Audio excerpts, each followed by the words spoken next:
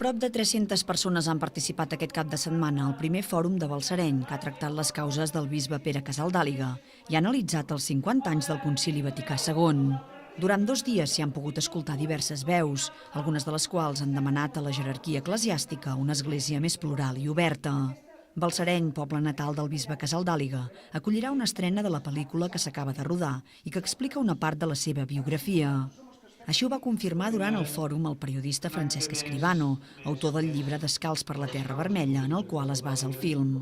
El que vam pensar és que sí que era molt cinematogràfic els primers anys del Pere allà al Brasil. És a dir, com un capellà de 40 anys arriba a una terra violenta, salvatge, on no hi ha res, i on la llei que impera és la llei del més fort, i com intenta convertir una terra a la qual s'acaba convertint ell. Aquesta és la història del Pere Casaldàliga i aquesta és la història que expliquem en aquesta pel·lícula.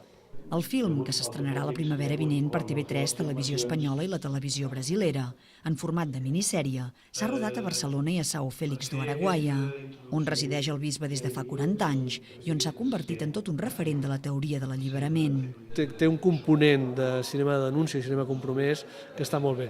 És una pel·lícula que és una pel·lícula per televisió, és una minissèrie, són 3 hores que finalment es veuran a TV3, a Televisió Espanyola i a TV Brasil, i evidentment es parla del conflicte entre les dues esglésies, per això surt en Ratzinger i surt en Pere Casaldàliga parlant-ne i debatent-ne, perquè és aquest conflicte entre la teologia d'alliberament i el que és l'església més oficial, representada en aquest cas per Joseph Ratzinger, l'actual papa Benet XVI, que en aquell moment era el cap de la Congregació de la Fe.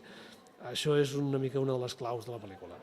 El primer fòrum de Balsareny es va cloure aquest diumenge al migdia amb una celebració eucarística, una festa de cultura popular i una lectura de poemes del bisbe Pere Casaldàliga. L'organització ja ha anunciat que hi haurà una segona edició del fòrum davant la bona acollida que ha tingut la primera. Un personatge